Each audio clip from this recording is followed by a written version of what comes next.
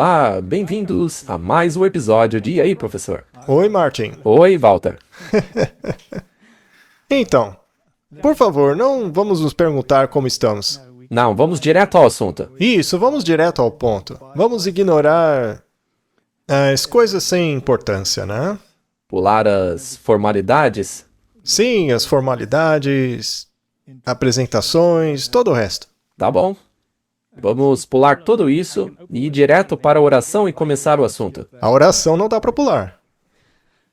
Querido Pai Celestial, muito obrigado pela oportunidade. Pedimos que esteja conosco durante esta conversa e ilumine as nossas mentes. Nos abençoe em nome de Jesus. Amém. Amém? Temos falado muito sobre os eventos finais. Temos dito algumas coisas sobre qual é o objetivo, para onde o mundo está indo, também a implementação da marca da besta, e continuamos dizendo essas coisas, mas muitas pessoas ficam confusas, porque outras pessoas dizem, não é isso, a marca da besta é outra coisa. Não é assim, não é assado, é de outro jeito. E aí eu pensei, bom, vamos voltar à palavra de Deus. A palavra de Deus é absolutamente incrível. Ela desenvolve os eventos históricos progressivamente. Então, ao ler a Bíblia, há uma profecia que estabelece uma estrutura, e aí a próxima dá mais explicação, e a outra ainda mais detalhes. Então, é uma revelação progressiva. Mas o problema com a humanidade é que ela se fixa em ideias e ela se apega a essas ideias, mas elas não são o que a Bíblia realmente retrata. Por exemplo, Israel. Os judeus estavam absolutamente convencidos de que a primeira vinda de Cristo seria como a segunda vinda de Cristo. E nem mesmo os discípulos conseguiam tirar essa ideia da cabeça, mesmo após passarem 3 anos e meio com Cristo. Essa ideia estava fixa em suas mentes. E quando isso não aconteceu, eles ficaram atordoados. Foram destruídos por dentro.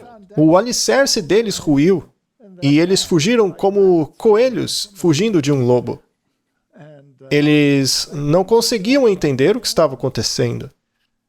E é desse jeito porque as pessoas se apegam a ideias fixas. Então, temos que voltar às Escrituras. As Escrituras dizem exatamente o que vai acontecer, como vai se desenvolver. Lemos o livro de Daniel, que o próprio Jesus recomendou, lemos Apocalipse, que expande a situação. Mas quando não se tem a verdade e se apega ao engano, você pode entrar em muitos becos e acabar em becos sem saída. Infelizmente, é isso que acontece com a maioria. É por isso que existem tantas denominações diferentes. Porque todo mundo já pegou um desses becos e estão convencidos de que é lá. Deixa eu dar outro exemplo. A igreja, ao longo dos tempos, fossem os israelitas, ou os católicos, ou os protestantes, todos eles acreditavam que a igreja governaria aqui na Terra mesmo. Sim. Eles não entenderam que o reino de Deus já vinha atuando desde a época de Cristo. Sim. Que fomos chamados para fora do mundo para entrar no reino pela fé. Então, o que você quer dizer é que o reino de Deus estava atuando aqui. Sim, é isso que diz a Bíblia. A Bíblia diz que o reino de Deus estava próximo, ou seja, ele estava se envolvendo nas decisões da nossa vida. E cabia a nós aderirmos ao reino de Deus. Mas a igreja acreditava que ela era o reino. Ela governaria como representante de Cristo. E toda a humanidade tem que se sujeitar a ela. Os judeus também acreditavam assim.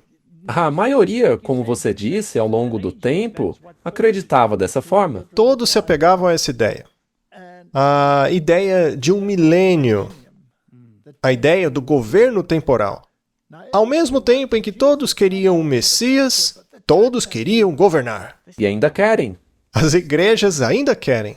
Então, é muito confuso porque aí tem a ideia do futurismo, onde a igreja será arrebatada.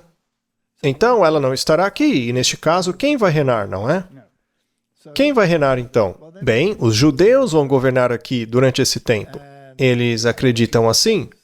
Já outros dizem, não é assim. A igreja vai governar. Os milenaristas dizem que a igreja vai governar. E onde está Cristo nisso? Ele está lá longe, lá no céu. A gente aceita ele, mas deixa a nossa igreja governar em paz. É em nome dele, né? Em nome dele, mas a gente governa. Deixa ele lá em cima, quietinho, fazendo seja lá o que estiver fazendo. A gente tem tudo sob controle aqui na Terra. A Bíblia é cheia de histórias como essa, na verdade. Então, esse é o grande problema da humanidade. Essa noção fixa de que vai ser assim. Mas eu estava lendo esse livro aqui, Martin. Ele estava na minha estante. Eu já o tinha lido antes. Como você pode ver, ele já foi lido muitas vezes e está caindo aos pedaços. Ele é realmente muito antigo. Está todo mofado. Mas eu gosto. Eu adoro esses livros mofados. O nome dele é A Aproximação do Fim da Era, de Grayton Guinness. O fim da era se aproxima. O que vai acontecer no fim dos tempos? Esse livro está literalmente caindo aos pedaços, mas isso não importa. Eu ainda consigo lê-lo. Eu acho interessante que... Bom, isso daqui, naturalmente, era um teólogo da Igreja da Inglaterra, que também escreveu o livro Romanismo e a Reforma, que são estudos excelentes. E eu estava lendo esse livro sobre a aproximação do fim dos tempos e a ideia do que aconteceria. Será que Cristo vai governar? A igreja vai governar? Eles têm essa noção do milênio na qual a igreja estará no controle. E essa ideia estava no catolicismo, também estava no protestantismo. Essa ideia de dominação está também nos Estados Unidos da América, atualmente. Curioso, não é mesmo? Satanás também não teve a mesma ideia? Isso, exatamente. Ele mesmo não queria ser o governante? Exatamente, ele quer ser o governante. Ele quer ser a autoridade máxima aqui. Mas, de qualquer forma, a ideia desse milênio temporal, onde a igreja governa, estava tão fixa na mente deste teólogo, e ele leu muitos livros e artigos de teólogos sobre este assunto. Ele estudou, estudou e estudou. E quanto mais ele estudava, mais confuso ele ficava. Está escrito aqui nas páginas introdutórias deste livro. Você pode ver que está bem marcado aqui. Alguém marcou isso antes de mim. Não sei por que marcaram isso, mas enfim. Marcaram de forma que você nem consegue ler. Mas ele finalmente decidiu que deixaria esses teólogos de lado. Ele foi estudar a Bíblia. Somente a Bíblia. Nada além da Bíblia. E ele chegou à conclusão de que a Bíblia ensina claramente uma vinda pré-milenar de Cristo, quando os reis do mundo serão eliminados e Cristo governará. E ele constatou que em nenhum lugar a Bíblia diz que alguém reinará aqui embaixo. Mas então ele pensou, mas alguém precisa governar aqui embaixo. Será que não está em algum lugar na Bíblia? Mas uma coisa é certa, ele virá antes do milênio. E diz aqui neste livro que ele estava absolutamente convencido disso, porque a Bíblia deixava isso muito claro.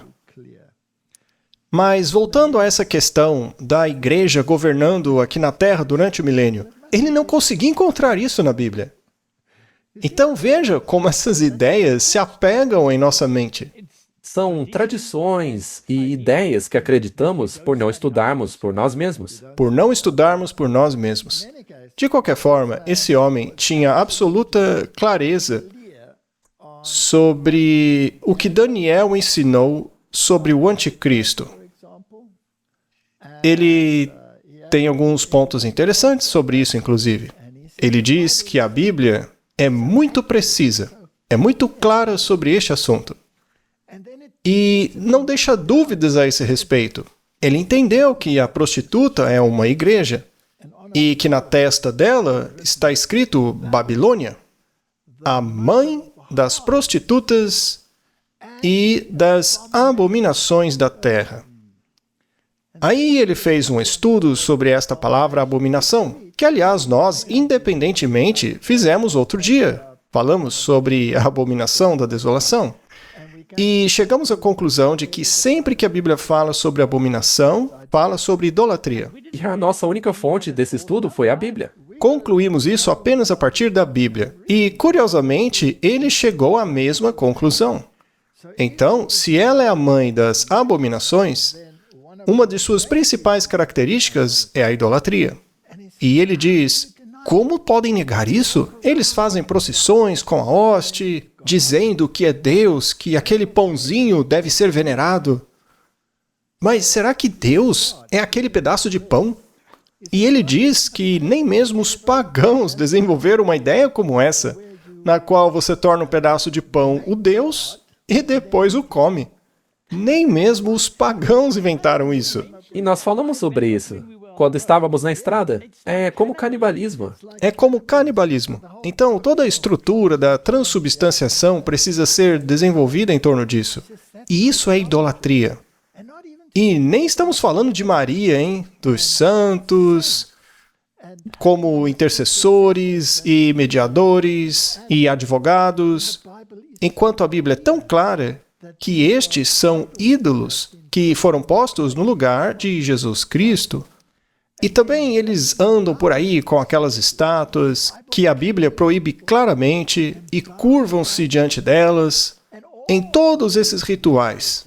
E falaremos sobre isso daqui a pouco. Mas o autor do livro diz, como eles não enxergam isso? O mais surpreendente é que a humanidade parece estar entorpecida. Ela se esqueceu dessas coisas. Se esqueceu da imagem clara que o protestantismo tinha sobre a idolatria que Roma praticava e que esta era considerada o anticristo. E os reformadores todos acreditavam nisso. Então, como funciona? O que realmente acontece no fim dos tempos? Como funciona a restauração? Para onde isso está nos levando? Como podemos conciliar isso com os eventos atuais? Esta é a questão. Bom, a Bíblia não é apenas um livro profético literal. É também um livro de tipologias, de simbolismos e exemplos. Nas tipologias você tem certas verdades que são delineadas da forma como elas se desdobram e tornam-se lições para o nosso tempo. Vamos falar sobre a reforma final. Eu vou pegar um livro da Bíblia, na verdade, 2 livros da Bíblia.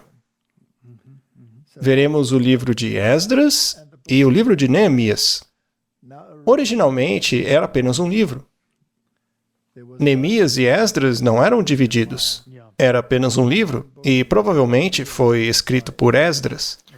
Talvez um ajuste ou outro foi feito por outra pessoa, mas Esdras foi o escriba que o escreveu.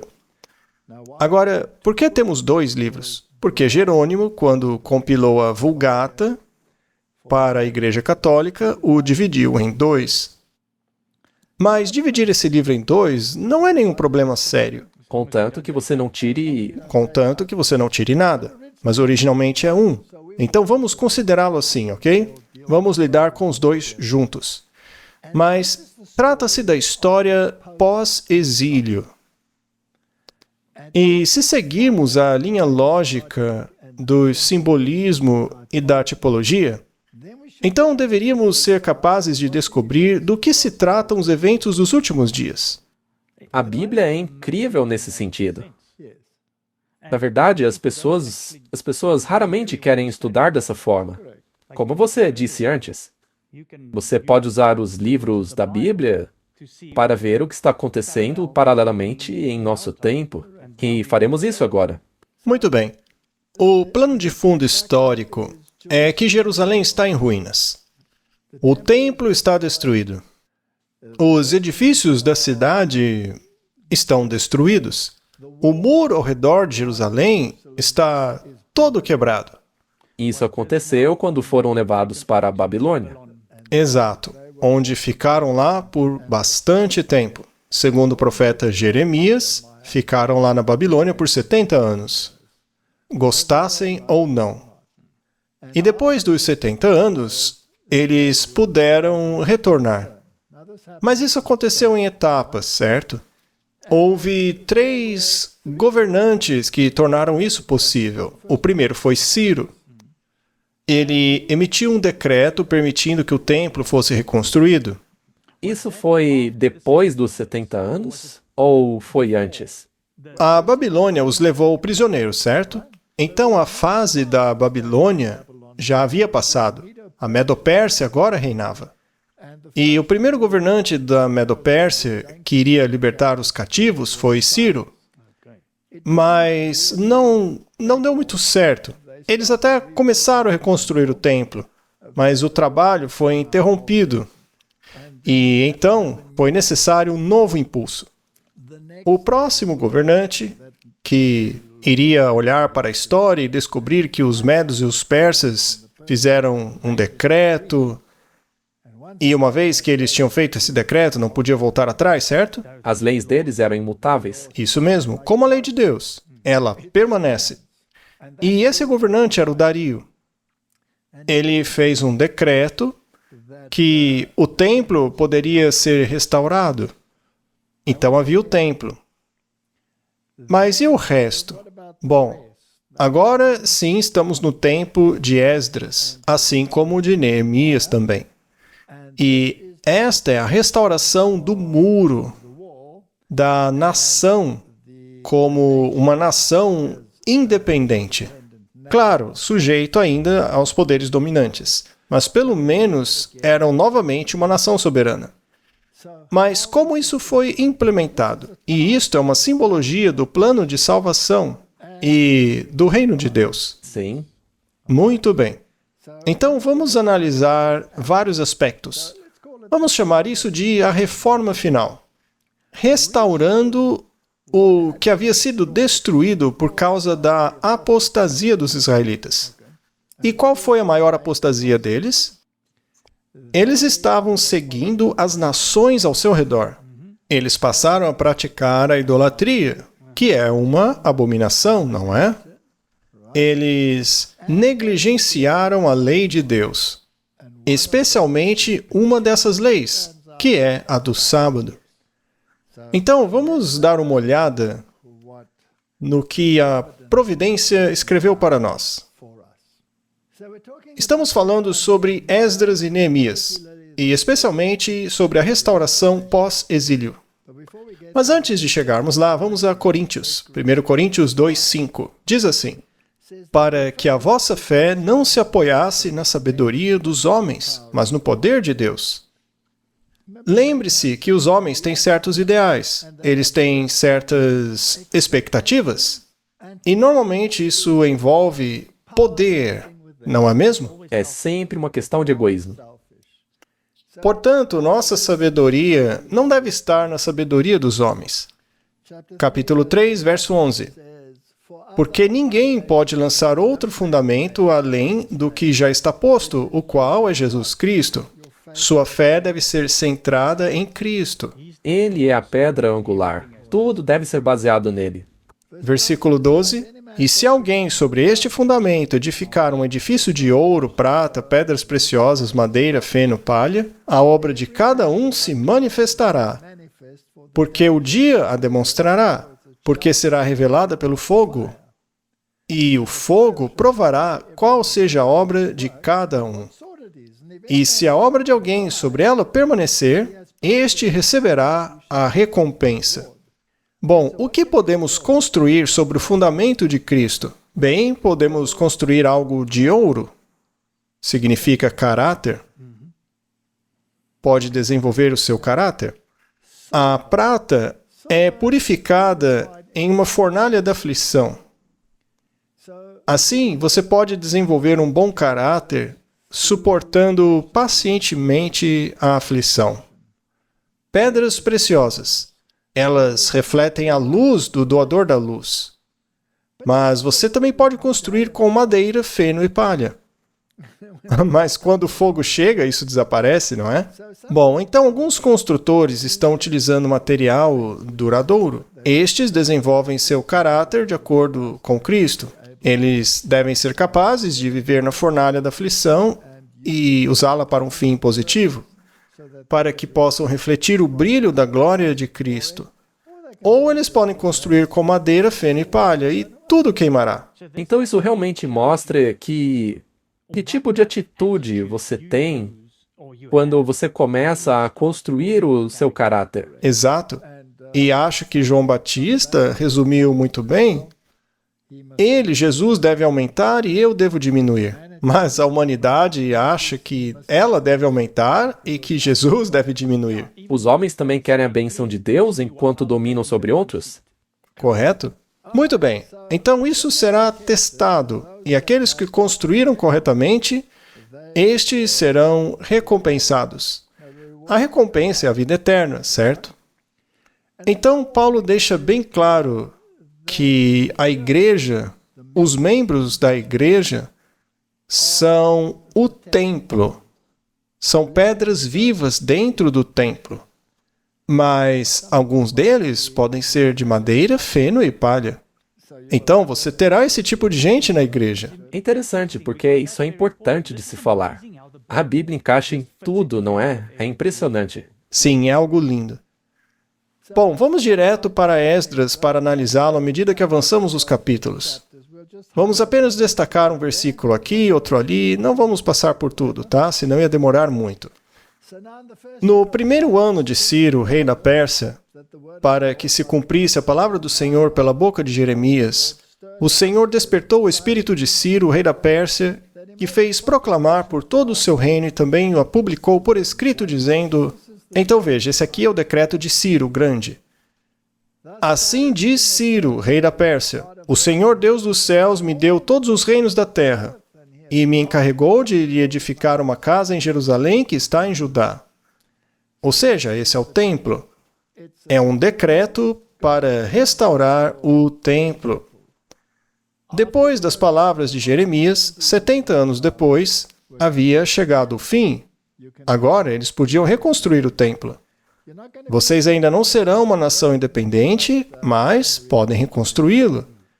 Naqueles dias, todos adoravam coisas diferentes, divindades. Pessoas achavam que as divindades eram regionais. Então, em Jerusalém, a divindade a ser adorada era aquela que os judeus adoravam. Ainda é uma ideia idólatra, mas foi por isso que ele permitiu. Não porque estivesse necessariamente convencido de que era a única divindade, mas ele era a divindade regional, então o seu templo tinha que ser reconstruído. Mas, enfim, ele fez um decreto para o templo ser reconstruído. O que representa o templo? O templo representa o povo de Deus que deve proclamar o Evangelho. E o que é o Evangelho? O Evangelho é a boa nova da salvação.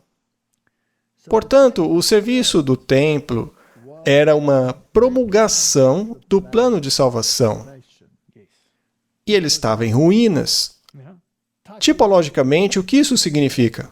Que não havia mais nenhum evangelho sendo pregado.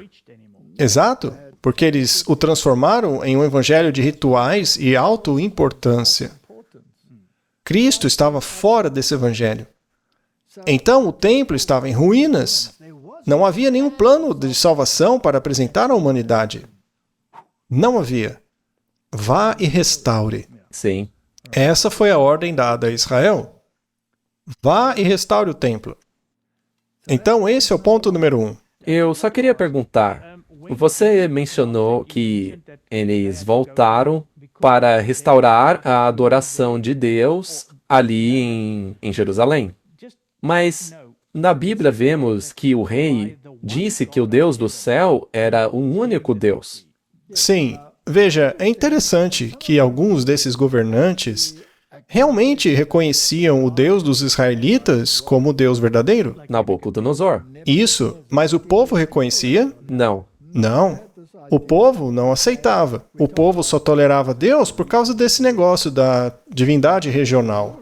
Já o governante tinha que cair em si antes de aceitar a verdade, como Nabucodonosor. Sim, e não necessariamente o resto do povo. Correto, porque quando ele foi confrontado pela primeira vez com a ideia de que Deus determina o que acontece na Terra, ele não aceitou. Ele fez a estátua dourada de cima a baixo. Eu vou me opor a essa divindade, porque eu sou o máximo. Ele ainda não tinha aceitado direito, porque ele ainda fez outro decreto obrigando a todos a adorarem o Deus de Daniel e seus amigos.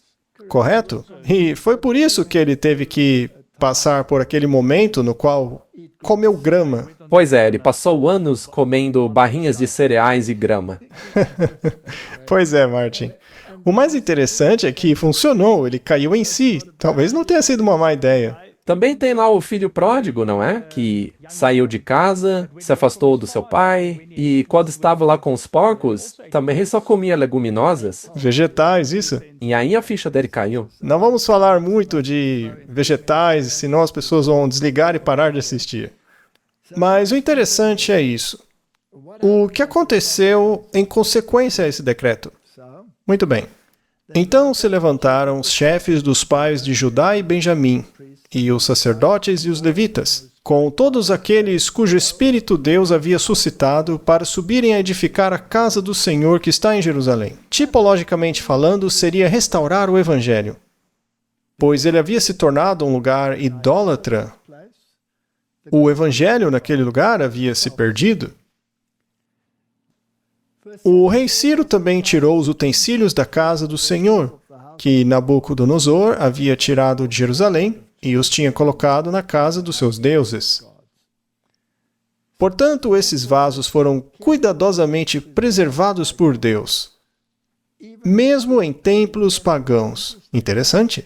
Eu acho que eles se assustaram um pouco pelo que aconteceu ali no banquete de Belsazar, você não acha? Com certeza. E é interessante que aqueles vasos e os ornamentos e os móveis representavam alguma coisa. Eles tinham um valor tipológico e tinham que ser restaurados no seu lugar correto. Então devemos analisar como essa restauração deveria ocorrer. A primeira coisa que eles fizeram, Martin, lemos lá em Esdras 3:2. A primeira coisa que eles restauraram foi o seguinte: então se levantou Yeshua, filho de Josafá, e seus irmãos, os sacerdotes, e Zorobabel, filho de Saltiel, e seus irmãos, e edificaram o altar do Deus de Israel, para oferecer sobre ele holocaustos, como está escrito na lei de Moisés, o homem de Deus. Então a primeira coisa a ser restaurada foi o altar. Sim. O que representa o altar? A crucificação de Cristo. Representa a cruz de Cristo. Então o altar estava em ruínas. Eles acabaram se perdendo nestes sacrifícios e outras questões sem perceber o que tudo isso significava. Restaure o altar. Agora, vamos nos perguntar historicamente. Houve um tempo em que esse tipo, o que aconteceu com Israel literal, pode ser aplicado ao Israel espiritual de hoje, à igreja? A resposta é sim. Houve um tempo em que a igreja tornou-se tão idólatra que o altar foi destruído, o plano de salvação se foi. Cristo foi posto de lado, assim como os israelitas haviam colocado de lado a pedra fundamental. E não sabiam o que fazer com ela, mas isso teve que ser restaurado. Bem, Martinho Lutero escreveu a obra O Cativeiro Babilônico da Igreja é uma de suas famosas obras. Bom, nesta obra, Martinho Lutero argumentava que a Igreja Católica Romana, assim como a antiga Babilônia, havia mantido a Igreja cativa, principalmente por meio de seu sistema sacramental. Ele desafiou a Igreja dos Sete Sacramentos, argumentando que apenas o batismo e a ceia do Senhor, ou Eucaristia, eram os sacramentos verdadeiramente bíblicos. Lutero criticou o mau uso dos sacramentos pela Igreja para controlar e coagir indivíduos, argumentando que a promessa e a fé do Evangelho deveriam ser o fundamento da vida cristã, de acordo com a Reforma Luterana. Bom, na minha opinião, ele não foi longe o suficiente. Concordo. Porque um sacramento, no pensamento católico, é um meio para a salvação. É uma coisa baseada em obras? Se você frequenta a missa, Isso te salva. você está se salvando. Se você for ao confessionário, você está se salvando assim. Qualquer um dos sacramentos, como eles diziam, era salvacionista. E isso é idolatria. Então, na minha opinião, não existe sacramento. Concordo? Não existe salvação em sacramento nenhum. E Martinho Lutero demorou um pouco para se livrar da ideia da transubstanciação. E isso, com certeza, é uma prática idólatra. O pão era apenas um símbolo, representava aquilo que Cristo fez. E não é uma coisa que nos salva se fizermos hoje. Então, no fim das contas, não tem que ter sacramento nenhum. O único que nos salva é Cristo. Mas ele descobriu que a Babilônia havia mantido Israel cativo. E assim, Roma, que na Bíblia é chamada de Babilônia, a mãe das prostitutas, manteve a igreja prisioneira. E o altar foi destruído. Então, a primeira coisa a ser restaurada é o altar. Foi aí que entrou o protestantismo. Eles se distanciaram da idolatria. Eles jogaram fora as estátuas, o altar de oferendas, trouxe Cristo de volta como o único meio de salvação. O altar espiritual. Exatamente. Então, a reforma final, pós-exílio. Enquanto os judeus estavam exilados na Babilônia, o cristianismo estava exilado no catolicismo romano. Era assim que os reformadores entendiam esta tipologia. Então, a reforma final começa com a recolocação de Cristo no centro da cena. Faz sentido? Totalmente. Muito bem, mas não para por aí. Temos que continuar a ler esse livro? Bom, agora eles estão reconstruindo o templo. O templo representa todo o plano de salvação, lembra-se? Você tinha o pátio externo, a justiça de Cristo cobrindo você quando você entrava pela porta, que é Cristo. Você tinha o altar, Cristo é o cordeiro sacrificial, que deve ser restaurado. Ele vai lavar você, aí você entra no lugar santo, depois no lugar santíssimo. Todo o plano de salvação está exposto ali. E isso tem que ser restaurado. Tudo isso. Sim. Porque a coisa toda, em sua totalidade, é uma referência a Cristo. Tudo é uma coisa só. Correto. Vamos analisar essa restauração pós-exílio. Em outras palavras, o governo pagão católico romano pós-Idade Média. Esdras 3, versículo 8.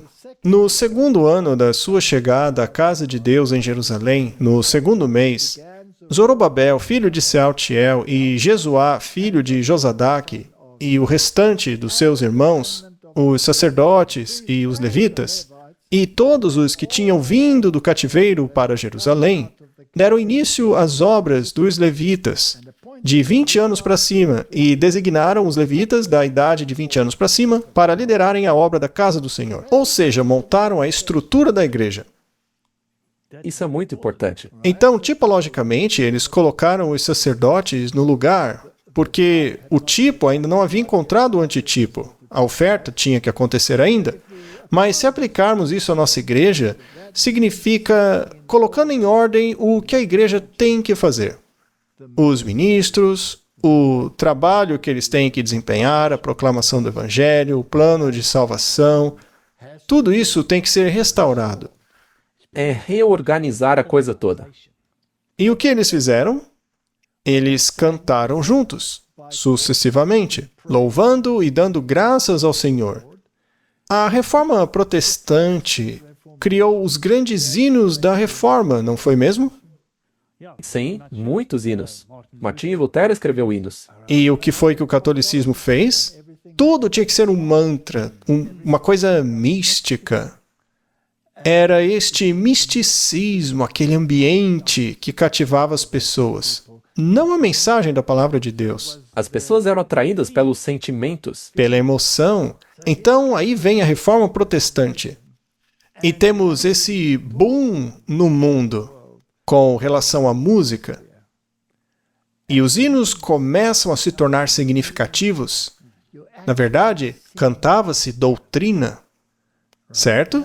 Castelo forte é o nosso Deus. Bom, independentemente de como tudo começou, o protestantismo abandonou o mantra. Sim. Agora, as músicas eram celestiais. Você consegue ver a tipologia aqui? Foi isso que eles começaram a fazer. Eles começaram a cantar, a fazer música. Então, o antítipo teve que criar todo um novo inário para o cristianismo, a fim de afastar-se de mantras e ave-marias. Quantas vezes a Ave Maria foi cantada na posse do presidente Trump, Martin? Você viu? Foi cantado o tempo todo. Sempre que há um grande evento, você ouve Ave Maria. O que isso tem a ver com o Evangelho, não é? Nada. Não tem nada que ver. Muito bem. E qual foi a motivação deles? Porque ele é bom e sua misericórdia dura para sempre sobre Israel. E todo o povo gritou com grande alegria, louvando ao Senhor, porque foi lançado o fundamento da casa do Senhor. A fundação. Não se pode estabelecer outra fundação além de Jesus Cristo. Você consegue ver a restauração? Isso é um pós-exílio. Mas muitos dos sacerdotes, levitas e chefes das casas paternas, homens idosos que tinham visto a primeira casa, quando os alicerces desta casa foram lançados diante dos seus olhos, choraram em alta voz, enquanto outros gritavam de alegria. Então houve alegria e lágrimas. Você acha que houve alegria e lágrimas na Reforma Protestante? Claro que sim. Foi um alívio. Não tinham mais que se submeter ao Vaticano com a sua pompa. Michelangelo, isso e aquilo. Montaram para si igrejas simples, sem aquela pompa toda. E alguns ficaram tristes por isso, mas outros ficaram felizes.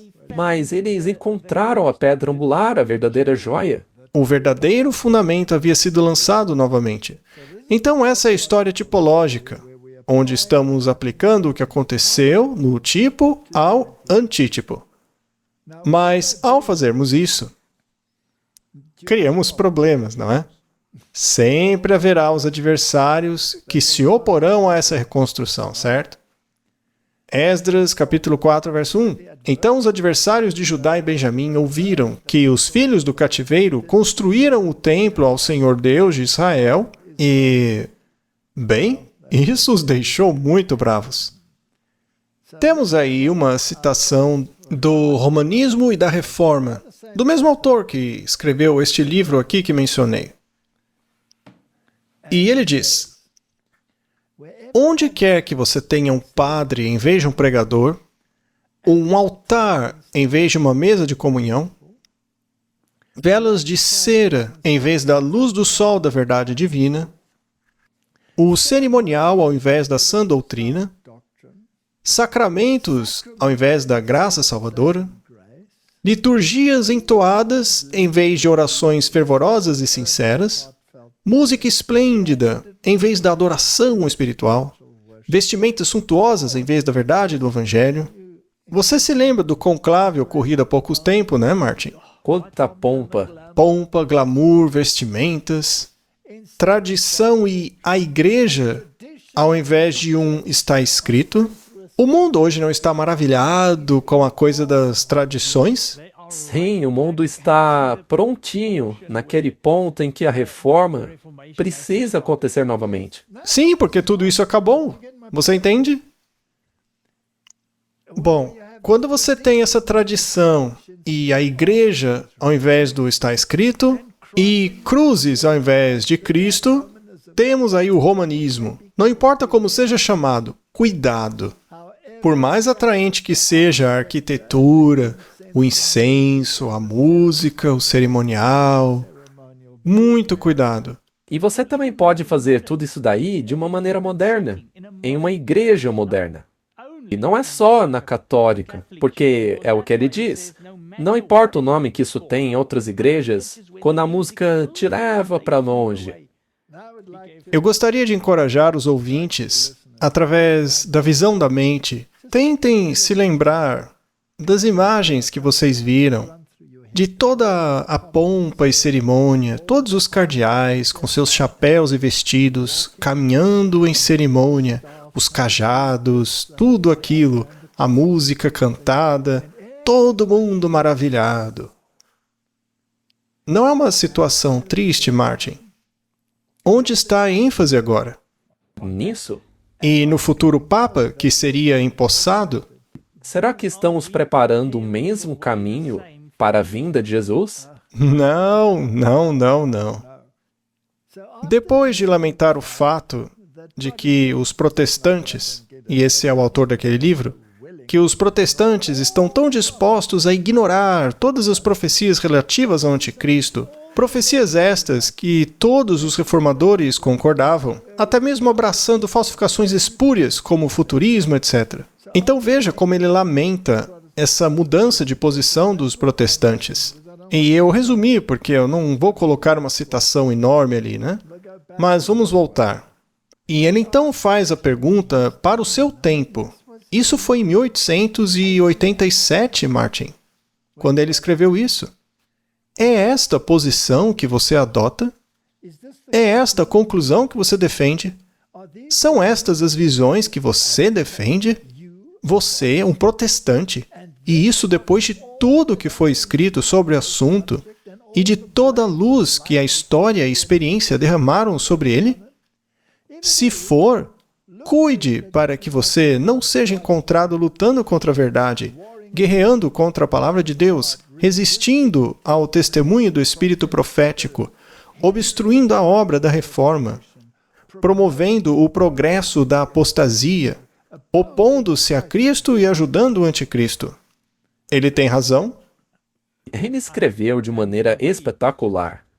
Muito bom. E não é isso que o mundo faz hoje? 100%. Continuando. Até mesmo os romanistas o envergonham em sua compreensão lúcida da questão desta pergunta.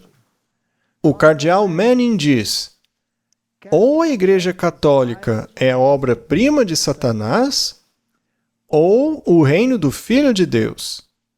O cardeal Newman diz: uma ordem sacerdotal é historicamente a essência da Igreja de Roma. Se não for divinamente instituída, é doutrinariamente a essência do anticristo. Isso é Roma falando. Eles mesmos disseram isso. Isso mostra o orgulho deles de proferirem essas palavras. Em ambas as afirmações, a questão é clara e é a mesma. A própria Roma admite abertamente que, se não é o próprio reino de Cristo, é o anticristo. Roma declara que é um ou outro. Ela mesma propõe e insiste nesta alternativa solene. Você não quer aceitar isso? Eu aceito. Pois a minha consciência me constrange e a história me compele. Martin, se esquecermos a história, acabaremos onde estamos hoje. Vimos no episódio anterior que o catolicismo está sendo colocado acima de tudo. A humanidade está hipnotizada. Ela não enxerga mais assim. Muito bem, vamos continuar na nossa tipologia. O próximo decreto foi o decreto de Dario. Como o trabalho estava paralisado, não estava progredindo como deveria, E, Martin, foi exatamente o que aconteceu na Reforma, sabe? Ela demorou? Houve uma estagnação, aí foi necessário um novo impulso. Deus levantou outras pessoas além de Martinho Lutero e Melanchthon, Tyndale, todos eles, né? Mas a Reforma demorava. O pessoal demorou para acordar e ler a Bíblia. Aí vieram os anabatistas, depois os batistas, e a questão do batismo, e o sábado, e o congregacionalismo e todo o resto, né? Aí Wesley disse, não precisamos fazer mais. O templo de Deus também é o corpo. Deve ser mantido saudável. Aí discutiram sobre a lei de Deus, todas essas questões. Foi um caos, né? Então foi necessário um segundo decreto. Esdras, capítulo 6, versículo 1. Então o rei Dario baixou um decreto, e foi feita uma busca na casa dos rolos, onde os tesouros estavam depositados na Babilônia. E ali em Esdras 6, 7. Deixem a obra desta casa de Deus em paz, que o governador dos judeus e os anciãos dos judeus construam essa casa de Deus em seu lugar. Parem de se opor, disse Dario. Deixem construírem a casa. Pare a oposição. Construa a casa. E isso não aconteceu na Reforma? Sim. Estamos seguindo tipologicamente, passo a passo, a Reforma. Não é à toa que a Bíblia diz que não há nada de novo debaixo do sol. Isso mesmo. Mas alguns dizem, vocês são loucos, porque a gente acha que esses detalhes são importantes, e tem o sábado, isso e aquilo.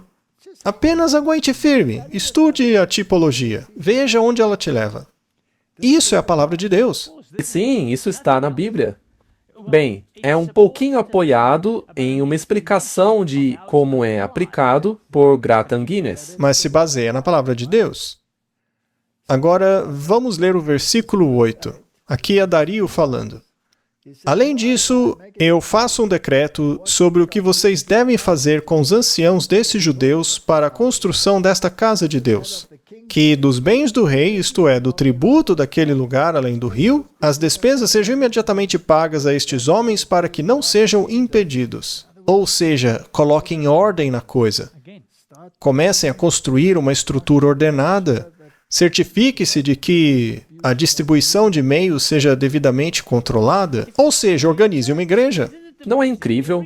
Toda vez que eles tentam fazer algo, Deus os traz de volta para a ordem, a estruturação, a organização, mesmo que tenha problemas. E essa é a segunda vez que ele faz isso. A primeira organização também não teve problemas? Sim, sempre há problemas. Ainda assim, Deus exige a organização. Sim, a igreja tem que ser ordenada e estruturada, organizada. Então, será que precisamos dela ou podemos falar, que se dane a igreja, vou apenas seguir o Espírito?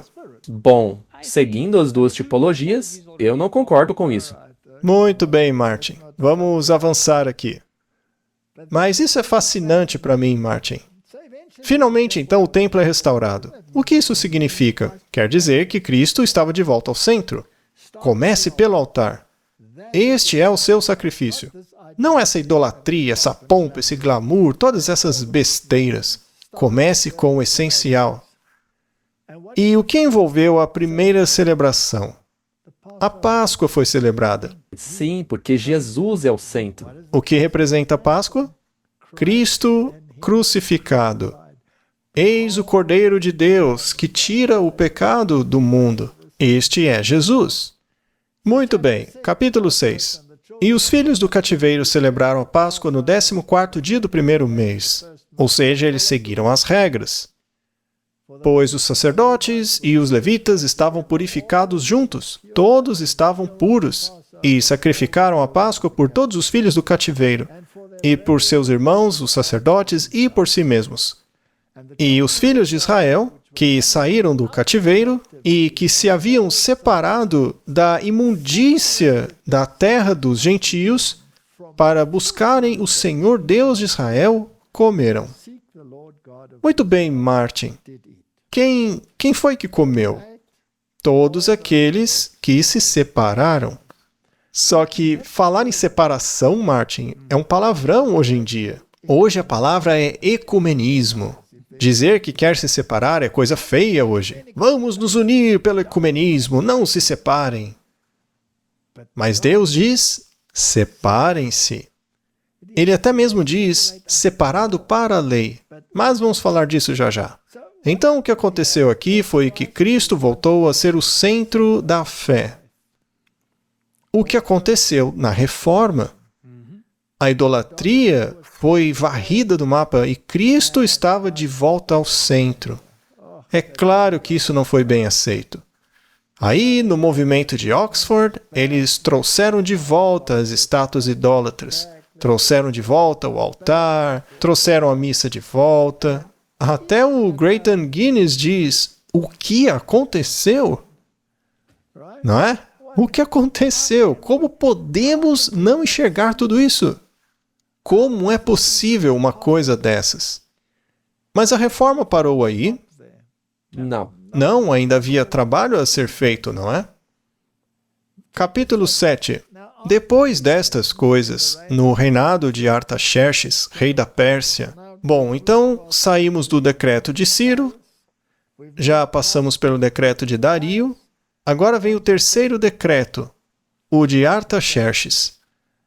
Esse decreto não se aplicava ao templo, porque o templo já havia sido restaurado sob os decretos de Ciro e Dario. Esse decreto era para que Jerusalém fosse reconstruída. Reconstruída com muros, casas para morar. O que isso significa, Martin? O que isso quer dizer? Não pode estar apenas na Bíblia como um simples fato histórico que, deveria ter uma reconstrução de prédios ali. Bom, eles tinham colocado Cristo no centro, mas algo tinha que ser acrescentado. Exato. Então, Esdras, filho de Seraías, filho de Azarias, filho de Ilquias. Tem uma longa lista aqui que eu não vou entrar em detalhes. Vamos para o verso 6. Este Esdras subiu da Babilônia, e ele era um hábil escriba na lei de Moisés. Ou seja, Martin, agora voltamos à Bíblia. A Bíblia é central. A palavra de Deus é um ponto central. Sola Escritura. E como Roma reagiu a isso? Não. Nunca. Tradição? Meu avô fazia assim. Eu não vou mudar. Tinham que voltar à palavra que Deus havia dado, e não um papa. Essa também é uma afirmação surpreendente. Que a lei de Moisés também foi dada por Deus a Moisés. Isso. Não foi uma lei que Moisés tirou da cabeça. E o rei concedeu-lhe todos os seus pedidos, segundo a mão do Senhor seu Deus sobre ele. Então, quem realmente lhe concedeu seus pedidos? Deus? Deus. O rei pagão foi um instrumento, mas foi Deus quem fez tudo. Há uma história muito interessante em torno desse rei e toda a história de Esther e tudo mais. Houve influência de Deus, foi brilhante a forma como tudo foi organizado, mas não temos tempo para dar detalhes sobre isso. Então, por que isso aconteceu? Vamos dar uma olhada. Pois Esdras tinha preparado seu coração para buscar a lei do Senhor, e para cumpri-la, e para ensinar a Israel os seus estatutos e juízos. Ou seja, voltem para o que Deus disse, e não ao que a tradição humana diz. Esta é a cópia da carta que o rei Artaxerxes deu a Esdras, o sacerdote, escriba. Escriba das palavras dos mandamentos do Senhor e dos seus estatutos para Israel. Voltem para a palavra. Faça o que Deus diz. Mas haverá opositores? Claro que sim. Este é um muro que você tem que construir novamente. Agora estamos chegando na fase do muro, certo? Temos que fazer um muro. Portanto, precisamos de outro decreto que vem de Deus. Restaure o muro. Muito bem. Então, Esdras reuniu o povo e colocou o sacerdócio em ordem. Então ele começou a iniciar reformas. O povo ainda estava paganizado. Sem dúvida. Ainda não tinham tirado aquele lixo da cabeça. Cada um meio que fazia o que queria. E então Esdras começa a preocupar-se com casamentos mistos. Nós também temos que colocar isso, que é um tipo, dentro de um contexto antitipológico. Quando estas coisas acabaram, os príncipes vieram a mim dizendo: o povo de Israel e os sacerdotes e os levitas não se separaram dos povos daquelas terras, praticando conforme as suas abominações, isto é, dos cananeus, dos heteus, perizeus, jebuseus, amonitas, moabitas, egípcios e amorreus. O paganismo ainda estava na cabeça deles. Ainda tinha o parafuso solto, fizeram sincretismo. Mas por quê? Porque tomaram das suas filhas para si e para os seus filhos, de modo que a santa semente se misturou com o povo daquelas terras. Sim, a mão dos príncipes e magistrados foi a principal nesta transgressão. Eles praticaram sincretismo. Então, essas mulheres, tipologicamente falando, representam igrejas, outras religiões, outros padrões de pensamento. E ao se misturar com eles, você tem o sincretismo. E isso é um problema. E a maioria dos governantes e pregadores estavam fazendo isso. E quando você começa a se comprometer nesse nível, como o Gratan Guinness diz, você deve correr disso daí. Correr é sincretismo. Você vai perder a ênfase em Cristo. Separe-se desta ideologia. E disse: oh, meu Deus, estou envergonhado de levantar o meu rosto para ti, meu Deus, porque as nossas iniquidades se multiplicaram sobre as nossas cabeças e as nossas transgressões cresceram até os céus. Desde os dias de nossos pais, temos estado em grande transgressão até o dia de hoje. E por causa das nossas iniquidades, nós, os nossos reis e os nossos sacerdotes, fomos entregues nas mãos dos reis das terras, à espada, ao cativeiro, ao despojo, à confusão de rosto, como se vê hoje. Ainda temos esse problema hoje? Com toda certeza. Então, versículo 14. Tornaríamos a violar os teus mandamentos e a nos unirmos ao povo dessas abominações? Deveríamos participar de concílios ecumênicos, Martin? Não. Deveríamos fingir que estamos alinhados?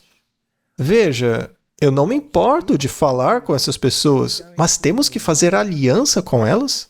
Eles usaram essa desculpa o tempo todo. E é por isso que estamos nessa confusão. Muito bem.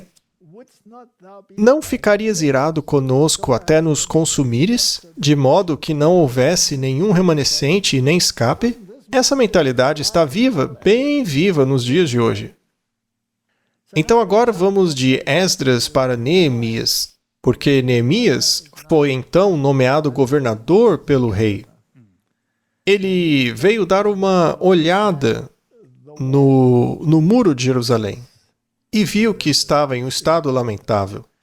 Ou seja, a palavra de Deus, suas exigências, as suas leis, o muro protetor contra a idolatria estava totalmente quebrado.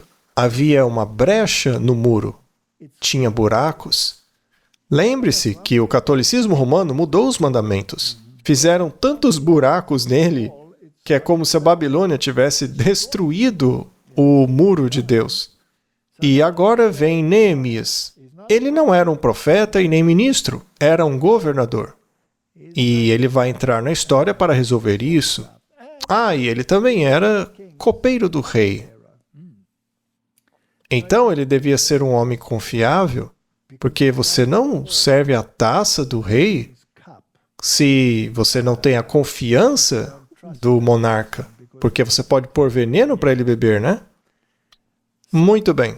Neemias e as palavras de Neemias, filho de Raquelias. E aconteceu que nos meses de Quisleu, no 20º ano, estando eu em Suzã, o palácio, muito bem, então ele está lá em cima com o rei. Ele era o copeiro. Vamos para o verso 3. E me disseram, ou seja, o povo relatou a ele o que estava acontecendo em Jerusalém. E me disseram, os que restaram do cativeiro lá na província estão em grande aflição e opróbrio. O muro de Jerusalém também está derrubado, e as suas portas queimadas a fogo. Bem, O muro representa a proteção. Havia um muro ao redor do templo, representava a justiça de Cristo. Justiça é fazer o que é certo. Eu vim para fazer a tua vontade, ó meu Deus. Representa a lei. O portão representa o portal, que é Cristo, que convida para a sua retidão, o que significa retornar à harmonia com a lei.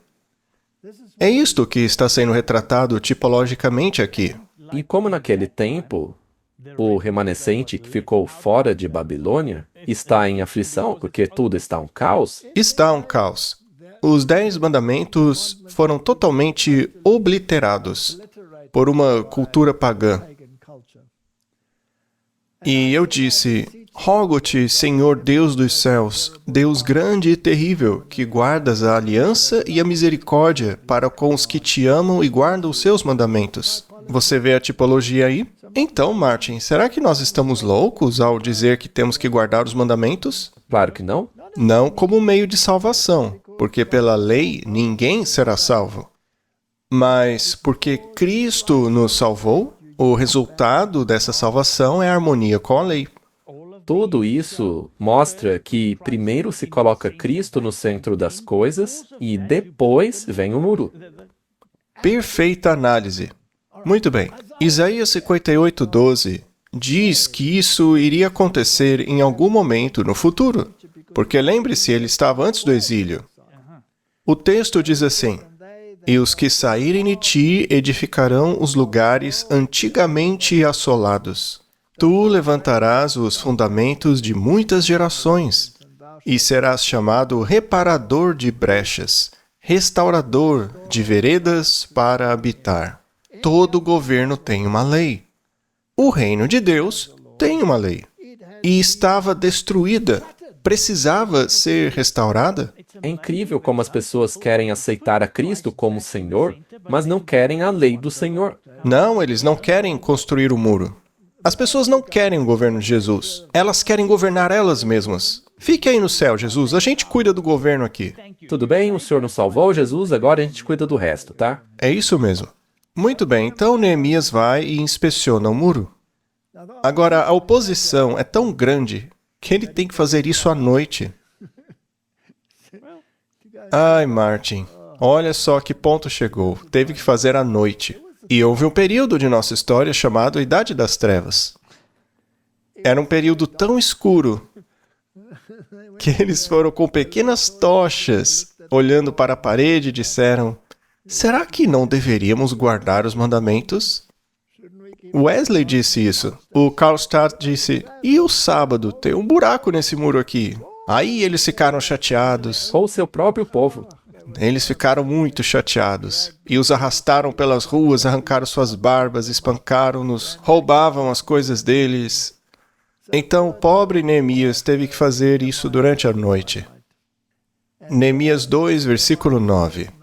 Então fui ao governador além do rio e lhe entreguei as cartas do rei. O rei havia enviado comigo capitães do exército e cavaleiros. Veja só, Martin, há um pouco de demonstração de força aqui. Então Deus envia seus anjos com você e diz: eu quero que isso seja resolvido. Exatamente. Agora, quando Sambalate, e sempre tem um Sambalate, né? Quando Sambalate, o Horonita, e Tobias, o servo amonita, ouviram isso, ficaram muito tristes por ter vindo um homem buscar o bem-estar dos filhos de Israel. O que está vendo aqui? Bem, um Horonita e um Amonita. Estas pessoas eram, de certa forma, afiliadas às religiões abraâmicas. E ficaram chateadas. Na Idade Média, depois que o protestantismo restaurou algumas dessas coisas e alguém apareceu com uma nova ideia, os protestantes não ficaram chateados? Com certeza. Muito mesmo. Os católicos também ficaram chateados. Os dois grupos ficaram. Foram cercados. Deixaram todos chateados. Contei como a mão do meu Deus foi boa para comigo, como também as palavras que o rei me havia dito. E eles disseram: levantemo-nos e edifiquemos. E fortaleceram as suas mãos para esta boa obra. Aqui Neemias está falando para o povo. Ele quer encorajá-los, quer que esqueçam toda a oposição. Porém, quando Zambalate, o Aronita, e Tobias, o servo amonita, e Gesem, o árabe, ouviram isso, parece que os opositores foram buscar ainda mais reforços, não é verdade? Riram-se de nós e desprezaram-nos e disseram: que é isto que fazeis? Vos rebelareis contra o rei? É interessante, não é? É sempre assim. Os israelitas, os judeus também não disseram que Jesus estava se rebelando contra César? Sim? Quem você pensa que é? Quem você pensa que é? Verso 20. Então respondi-lhes e disse-lhes: o Deus do céu nos fará prosperar. Portanto, nós, servos, nos levantaremos e edificaremos. Mas vocês não têm parte, não têm direito, nem memorial em Jerusalém. Vocês e toda a sua oposição, nós vamos ignorar vocês. Vamos continuar. Vou fixar-me no que interessa. Pode fazer o seu pior.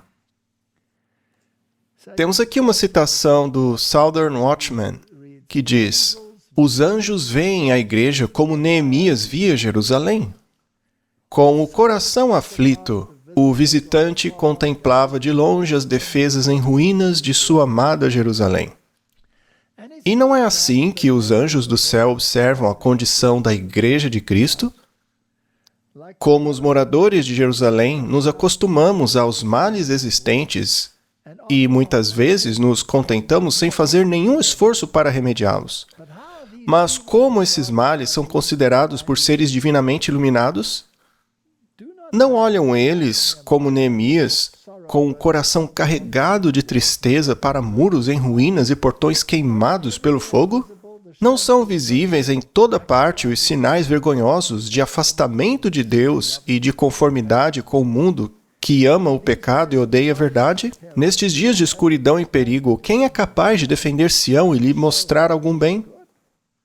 Seu estado espiritual e suas perspectivas não estão de acordo com a luz e os privilégios concedidos por Deus. Esta afirmação é verdadeira? Sim, está falando sobre a Igreja de Deus? A Igreja de Deus. Então agora é hora de reparar a brecha. Sim. Certo. Então veja, começamos com Esdras, que reconstruiu o templo e colocou Cristo de volta ao centro. Tipicamente falando, isso foi a Reforma Protestante. E agora eles vão restaurar o governo de Deus, a autoridade dele em nossa vida. Mas muitos não querem que Deus governe. Deixa Deus ali no cantinho. Nós governamos. Não, Deus vai nos governar. Isso é um absurdo. Nós somos autoridade aqui na Terra. Nós vamos governar. Muito bem, capítulo 4. É um capítulo lindo. Eu realmente me identifico com o capítulo 4. Mas aconteceu que quando Sambalate ouviu que nós reconstruímos o muro, ou seja, restauramos os mandamentos. Veja, agora a gente já avançou um pouquinho na reforma. Sim, estamos em torno do ano 1800. Exato. Ele ficou irado. Ficou muito indignado. Interessante, né, Martin? E zombou dos judeus. Bem, zombaram daqueles que queriam restaurar os mandamentos. Hoje isso começou pelo Wesley. Zombavam dele com desprezo. Depois, os adventistas, que foram ridicularizados com desprezo, porque incluíram o sábado nos mandamentos. Mas chegaremos lá. E falou diante de seus irmãos e do exército de Samaria. Olha só o exército se envolvendo. E disse: quem são esses fracos judeus? Fortificar-se-ão? Sacrificarão? Acabarão com tudo num só dia? Farão reviver as pedras dos montes de escombros que foram queimados? E Tobias, o amonita, estava ao lado dele. Tem uma aliança aqui. Claramente. E disse: o que eles edificarem, até mesmo se uma raposa subir, derrubará o seu muro de pedras. Isso é muito parecido com o catolicismo e o protestantismo, aliando-se contra aqueles que querem reparar a violação. É uma comparação perfeita. É exatamente isso. E lembre-se, Sambalá era de Samaria, e Samaria era puro sincretismo. Isso é o catolicismo. Muito bem. E Tobias, o amonita, estava ao lado dele. e estavam juntos. Verso 4. Ouve, ó nosso Deus, porque somos desprezados, e faze recair o seu opróbrio sobre a sua cabeça, e entrega-os por presa na terra do cativeiro. Esta foi a oração de Neemias, e essa deve ser a nossa oração. Como foi que eles reconstruíram? Eles tinham a espada em uma mão e uma pá de pedreiro na outra. Portanto, eu coloquei nas partes mais baixas, atrás do muro, e nos lugares mais altos, e coloquei o povo segundo suas famílias, com suas espadas, as suas lanças e os seus arcos. E levantei e olhei, e disse aos nobres, aos líderes e ao restante do povo: não tenham medo deles. Lembrem-se do Senhor, que é grande e terrível, e pelejem por seus irmãos, seus filhos, suas filhas, suas mulheres e suas casas. Estamos em guerra? Sim. Aqueles que edificavam o muro e aqueles que carregavam as cargas, todos eles com uma mão faziam a obra e com a outra mão seguravam uma arma. Martin, veja só, eu tenho aqui uma ótima arma. Esta é a nossa arma. Hoje a nossa missão é lutar pelo Senhor, mas ao mesmo tempo construir um muro forte para Ele. Estamos construindo o muro. Não podemos parar de reconstruir o muro. Mas isso trará oposição, a oposição do catolicismo e do protestantismo. Sambalá e Tobias vão se aliar contra nós. E até mesmo dentro do muro haverá oposição. Pura verdade, Martin. Nós já vamos falar sobre isso. Essas tipologias são incríveis. Eu amo. Muito bem. Então, Satanás ainda usa desprezo e escárnio. Isso aí é de um comentário bíblico. E diz assim: a experiência de Neemias se repete na história do povo de Deus neste tempo. Ora, ora, ora. Então veja, é uma confirmação do que estamos dizendo. Aqueles que trabalham pela causa da verdade descobrirão que não podem fazer isso sem excitar a ira dos seus inimigos, tanto de dentro como os de fora. Isso porque alguns de dentro estão construindo com madeira, feno e palha. Exato. Embora tenham sido chamados por Deus para a obra na qual estão engajados, e seu caminho seja provado por Ele, não poderão escapar da reprovação e do escárnio. Serão denunciados como visionários, inconfiáveis, ardilosos, hipócritas, qualquer coisa que sirva aos propósitos de seus inimigos. As coisas mais sagradas serão representadas sob uma luz ridícula, a fim de divertir os ímpios. Uma pequena dose de sarcasmo, unido à inveja, ciúme, impiedade e ódio, é suficiente para excitar a alegria do escarnecedor profano. E esses bufões presunçosos aguçam a engenhosidade uns dos outros e encorajam uns aos outros em sua obra blasfema. O desprezo e o escárnio são de fato dolorosos para a natureza humana, mas devem ser suportados por todos os que são fiéis a Deus. A política de Satanás é desviar as almas da obra que o Senhor lhes confiou. Sabe, Martin, tenho recebido muitas mensagens de ódio ultimamente. Eu estava pensando exatamente nesta parte. Walter White, bandido ou mocinho? Eles escrevem coisas assim.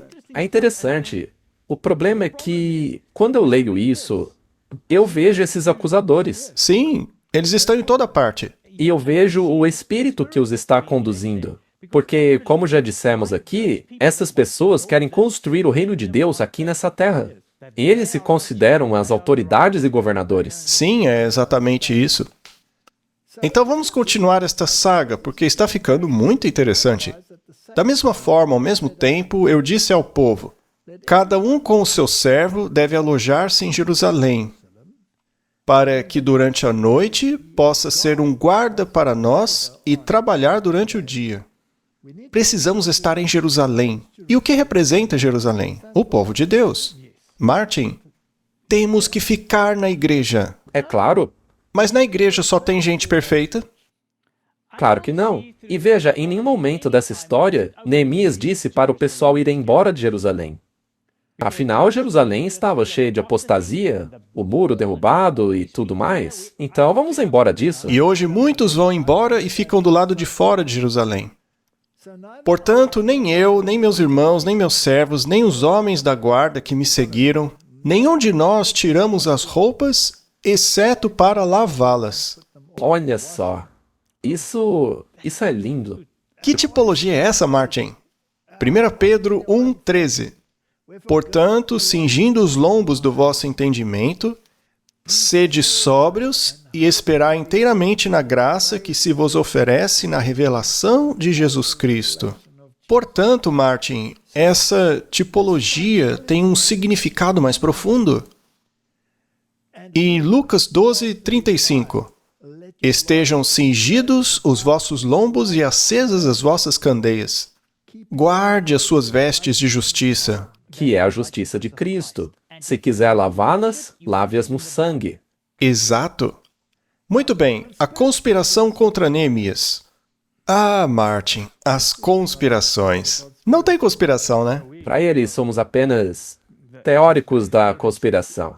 Neemias 6, versículo 1. E aconteceu quando Sambalate, Tobias e Gesem, o árabe, e o resto dos nossos inimigos... Olha, Martin, está ficando mundial o negócio. Será que também será assim conosco?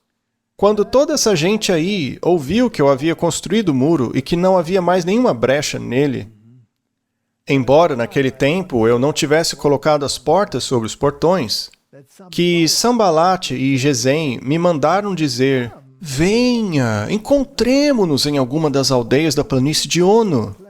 Mas o que eles estavam planejando era me fazer mal. Interessante. Mas lhes enviei mensagens dizendo: eu estou fazendo um ótimo trabalho aqui, eu não posso descer. Por que cessaria o meu trabalho para descer até vós? Não podemos dar ouvido a essas pessoas. Não. Nós devemos tentar trazê-las até nós, em nossa obra de construir o muro. Mas na maioria das vezes eles dizem: não, não queremos. Não vamos nos unir a vocês. Não, obrigado. Vou ficar fora do muro e construir o meu próprio reino. Vamos construir o nosso próprio império. E depois vamos matá-lo, como se mata uma mosca quando pousa na minha mesa. E eles também alegam que têm as verdadeiras vestes purificadas. Isso é muito interessante, Martin. Neemias 6,17. E naqueles dias os nobres de Judá E lavamos nós. enviaram cartas a Tobias. Sim, pessoas do próprio povo. E Tobias, por sua vez, enviou cartas para eles. Martin, as cartas nos concílios ecumênicos estavam a todo vapor. E eu li algumas. Lamentamos por Neemias estar irritando vocês. Nós pedimos desculpas. Na história, Neemias disse a Sambala, que representa o prelado católico de hoje: não, eu não vou até você. Mas aí alguns nobres pensaram: mas como vamos desprezar uma pessoa importante dessas? Agora, Martin, será que eu vou abandonar a igreja porque alguns nobres dela enviaram cartas a Sambala? É claro que não. Muito bem. Isso seria aceitar a derrota. Eu até escrevi lá embaixo no slide: sério? Será que eu vou desistir da obra porque alguns nobres de Judá quiseram se unir a eles? Como eu disse, claro que não. Não faz sentido, eu vou ficar. Se os nobres quiserem, podem ir. Mas eu não, eu vou construir o muro. Eu vou construir o muro.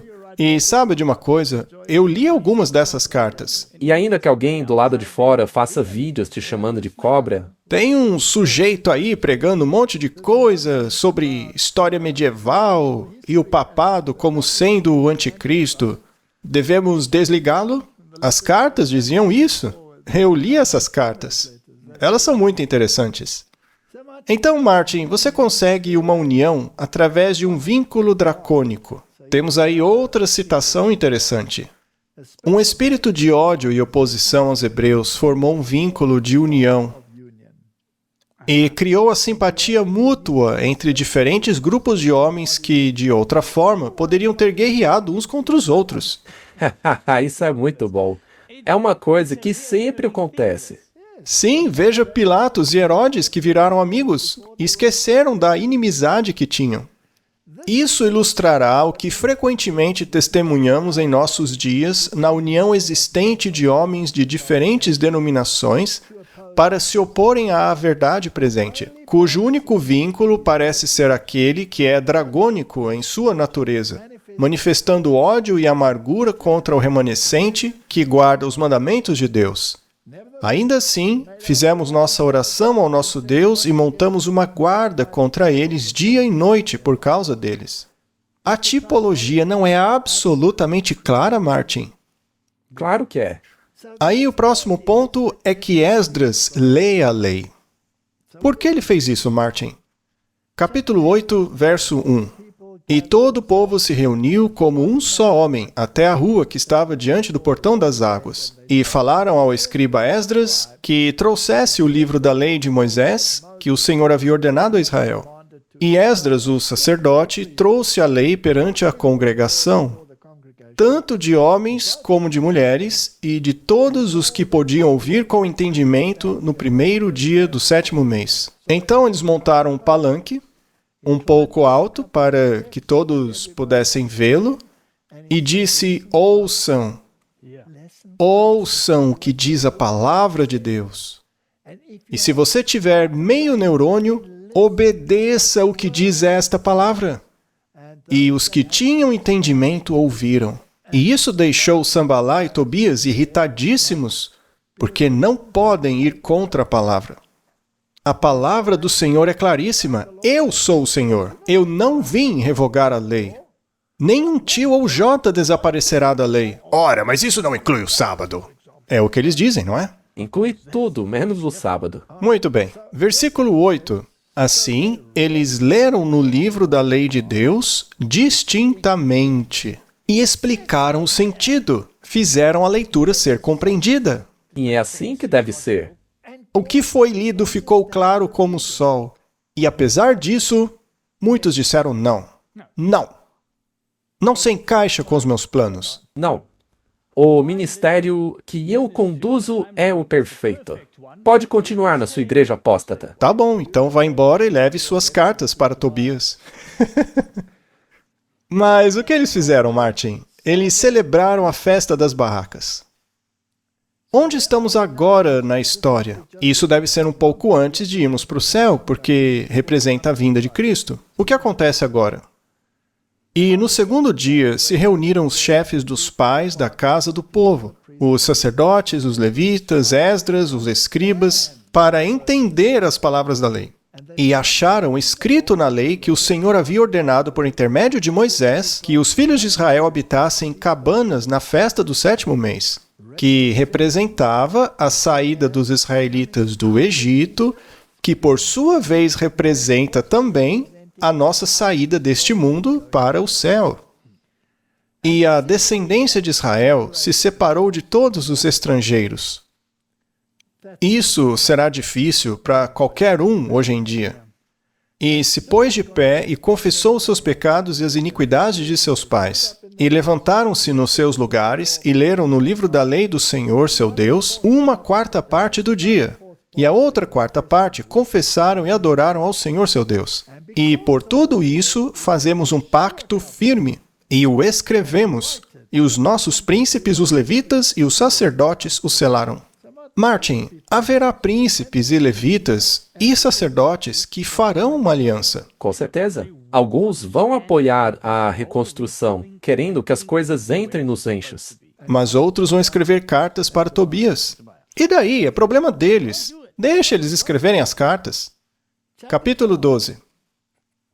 E na dedicação do muro de Jerusalém, eles procuraram os levitas de todos os seus lugares para trazê-los a Jerusalém para celebrar a dedicação com alegria, tanto com ações de graça como com cânticos, com símbolos, com saltérios e harpas. Não foi o que aconteceu quando descobriram a centralidade de Cristo? Exatamente. E não podia ser de outra forma. Quando você realmente entende que Cristo está no centro, então você deixará de lado todas as outras coisas. Quando você descobre os princípios do governo dele e quer entrar em harmonia com isso, você não vai celebrar com cânticos e harpas? Isso é natural. Muito bem, Martin. Agora, qual será a reforma final? De acordo com essa tipologia, vamos fazer um passo a passo e ninguém vai poder dizer que não é a palavra de Deus. É como Aquele texto lá faz sentido. Muito bem. Então chegamos ao último capítulo, Neemias 13. E naquele dia eles leram o livro de Moisés na audiência do povo. E nele foi achado escrito que os amonitas e os moabitas não deveriam entrar na congregação de Deus para sempre. A menos, é claro, que se convertam.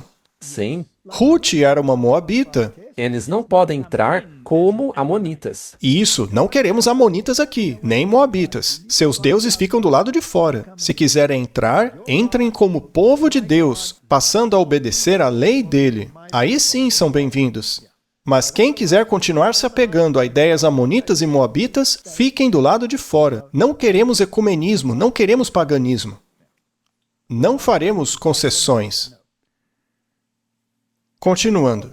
E Eliasibe, o sacerdote que tinha supervisão da câmara da casa do nosso Deus, era aliado de Tobias. Que era amonita.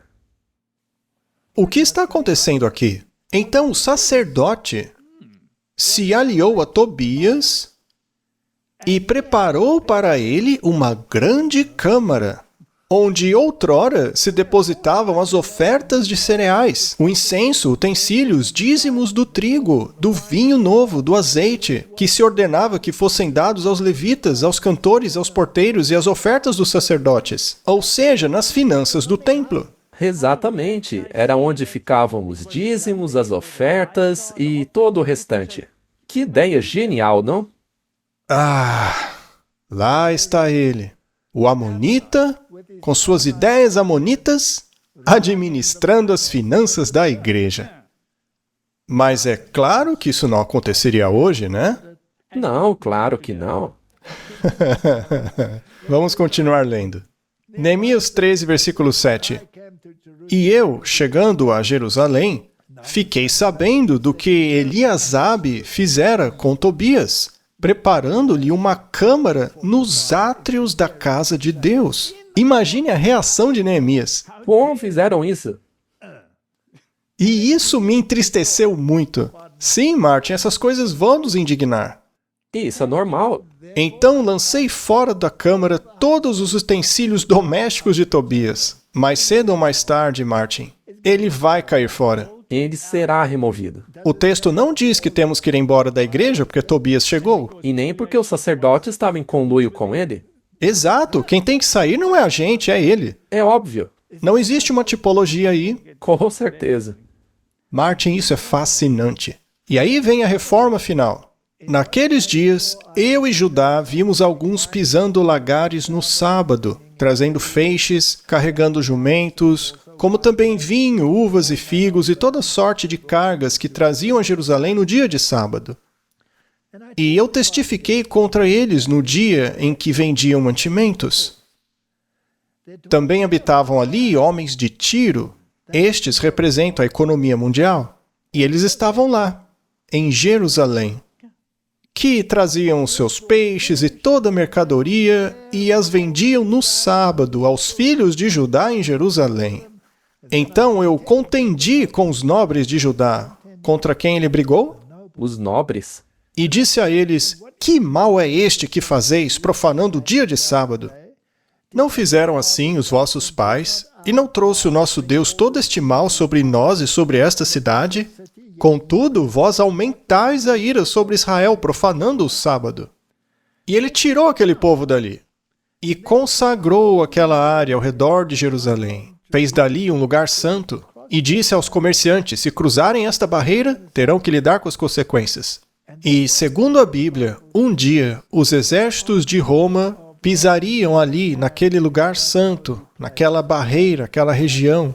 Ou seja, colocariam lá a sua bandeira, as suas normas, o falso sábado no lugar do verdadeiro. Mas isso aí identifica com toda clareza a reforma final do período pós-exílio, com o seu tipo e o seu antítipo. A obra da reforma concluída por Zorobabel, Esdras e Neemias representa uma imagem da obra de restauração espiritual dos últimos dias da história desta terra. Por meio do remanescente de Israel, Deus propôs preservar na terra um conhecimento de si mesmo. Eles eram os guardiões da verdadeira adoração e dos textos sagrados. Independentemente de Tobias, Sambalá ou qualquer outro líder que fica mandando cartas ecumênicas, independentemente de qualquer bobagem que os nobres faziam, independentemente dos erros dos sacerdotes, enquanto eles mantivessem a lei, seriam guardiões da verdade. Eram os guardiões da verdadeira adoração, os guardiões dos textos sagrados. Forte era a oposição que eles tinham que enfrentar, pesados os fardos suportados pelos líderes, mas esses homens avançavam firmemente confiantes em Deus, crendo que Ele faria sua verdade triunfar. A restauração espiritual da qual a obra nos dias de Neemias era símbolo é delineada nas palavras de Isaías. As tuas antigas ruínas serão reconstruídas. Tu restaurarás os fundamentos de muitas gerações e serás chamado reparador de brechas, restaurador de ruas para a habitação. Isaías 58, versículo 12. Houve uma violação na lei de Deus. O muro que ele colocou ao redor de seus escolhidos para sua proteção e obediência, cujos preceitos de justiça, verdade e pureza devem ser sua salvaguarda perpétua. O profeta destaca o trabalho específico deste povo remanescente que constrói o muro. Se desviares o teu pé do sábado, de fazer a tua vontade no meu santo dia, e chamares ao sábado deleitoso e ao santo dia do Senhor digno de honra, se honrares não seguindo os teus caminhos, nem buscando tua própria vontade, nem falando coisas vãs, então te deleitarás no Senhor. Martin, essa não é a reforma final? Sim, e estamos bem ali, A tipologia mostra isso claramente? que está na Bíblia. É isso. No tempo do fim, toda a instituição divina será restaurada. A brecha feita na lei, na época em que o sábado foi mudado pelo homem, será reparada. O povo remanescente de Deus deve mostrar que a lei de Deus é o fundamento de toda reforma duradoura. Em linhas claras e distintas, eles devem apresentar a necessidade de obediência a todos os preceitos do Decálogo. Constrangidos pelo amor de Cristo, eles devem cooperar com Ele na edificação dos lugares devastados. Eles devem ser reparadores de brechas, restauradores de caminhos para a habitação. Isso está alinhado a Isaías 58. E eles serão de ti, e edificarão os lugares antigamente assolados. Se desviar o seu pé do sábado, versículo 13, de fazer a tua vontade no meu santo dia. Martin, isso não é conjectura. Isso é bíblico. E se você se envolver nesta obra, construindo o muro, recuperando a lei, colocando-a em seu lugar, é natural que surjam opositores como Tobias e Sambala, esse pessoal aí? E não é interessante que os 3 evangelhos sinóticos, Mateus, Marcos e Lucas, todos eles declaram que o Filho do Homem é Senhor até do sábado? Porque o Filho do Homem também é Senhor do sábado. Veja, os 3 dizem isso. Ninguém pode negar que esta será a reforma final. Esta será a questão envolvida na última reforma. É a questão final de toda essa tipologia da restauração pós-exílio. E foi assim sempre. E será assim mais uma vez no fim dos tempos. E assim como foi no passado, haverá novamente a oposição, lutando contra o remanescente. E também haverá os nobres de dentro, escrevendo cartas para os opositores. E alguns nobres trarão até mesmo os opositores para dentro. No templo de Deus. Sim, e farão o que eles pedirem, mas no final eles serão expulsos. Exatamente. E Deus fará essa expulsão. Com certeza. Então, se a tipologia diz isso, e a história confirmou até agora, os eventos finais girarão em torno destas questões que estamos falando. Isso é bíblico. É baseado nas Escrituras. Está na lei de Deus. E tudo já está preparado. E assim cabe a nós concluir a obra. Não devemos temer os opositores. Devemos apenas trabalhar. Vamos orar. Querido Pai, obrigado por nos dar uma imagem tão clara das reformas que precisam ocorrer antes que o Senhor venha reivindicando o seu reino. Porque o Senhor reivindicará não apenas um reino, mas a lealdade do seu povo aos princípios do seu reino. E todos aqueles que se separam para a tua lei farão parte disso, contanto que reconheçam o Cordeiro que foi morto e apropriam-se da justiça dele, e não de sua própria justiça, oriunda de obras falhas e instáveis. Abençoe a todos em suas decisões. É a minha oração em nome de Jesus. Amém. Amém.